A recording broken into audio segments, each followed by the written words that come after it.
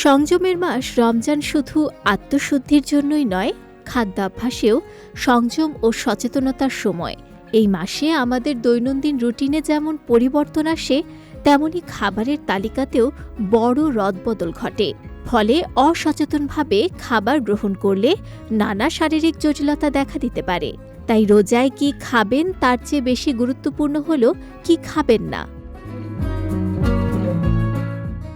রোজার সময় অতিরিক্ত ভাজা পোড়া ও তেলযুক্ত খাবার শরীরের জন্য ক্ষতিকর হতে পারে। ইফতারে অনেকেই পেঁয়াজু, বেগুনি, সমোচা বা অন্যান্য ডিপ ফ্রাই খাবার বেশি খান। এগুলো সাময়িক তৃপ্তি দিলেও হজমের সমস্যা, গ্যাস্ট্রিক, বুক জ্বালা এবং অ্যাসিডিটির ঝুঁকি বাড়ায়। একইভাবে অতিরিক্ত মশলাযুক্ত ও ভারী খাবার যেমন পোলাও বা বিরিয়ানি সাহরি বা ইফতারে খাওয়া উচিত নয়।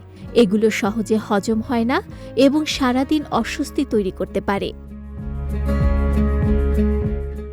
রোজার মাসে অতিরিক্ত চা ও কফি পান করাও ঠিক নয়। ক্যাফেইন শরীর থেকে পানি বের করে দেয়, ফলে পানি শূন্যতার ঝুঁকি বাড়ে।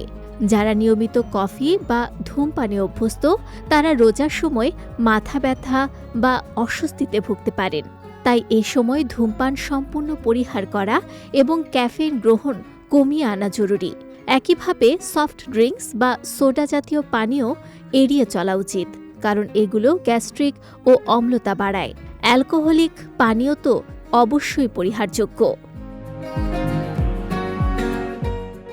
অনেকেই সারাদিন না খাওয়ার কথা ভেবে সাহারিতে অতিরিক্ত খেয়ে ফেলেন। এটি মোটেও স্বাস্থ্যসম্মত নয়। একবারে অতিরিক্ত খেলে পেটে চাপ পড়ে, অলসতা আসে এবং হজমের সমস্যা হয়। বরং পরিমিত খাবার গ্রহণ করা উচিত এবং পেটের 1/4 খালি রাখার অভ্যাস করাই ভালো। একইভাবে একবারে অনেক পানি পান না করে ধীরে ধীরে পানি খাওয়া উচিত। ইফতারের সময় খালি পেটে খুব ঠান্ডা পানি পান করাও শরীরের জন্য অস্বস্তিকর হতে পারে। রোজায় খাদ্য তালিকায় আঁশযুক্ত খাবার না থাকলে এবং পর্যাপ্ত পানি পান না করলে কোষ্ঠকাঠিন্যের সমস্যা দেখা দিতে পারে।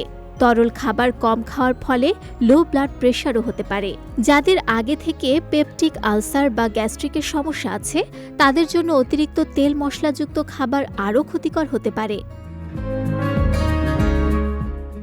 সব মিলিয়ে রমজানে সুস্থ থাকতে হলে ভারী, তেলযুক্ত, অতিরিক্ত মশলাদার, ক্যাফিন সমৃদ্ধ ও কার্বোনেটেড পানীয় থেকে দূরে থাকা প্রয়োজন।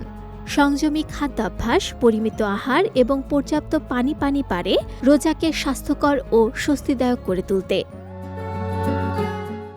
বিজয় টিভি নিউজ ডেস্ক।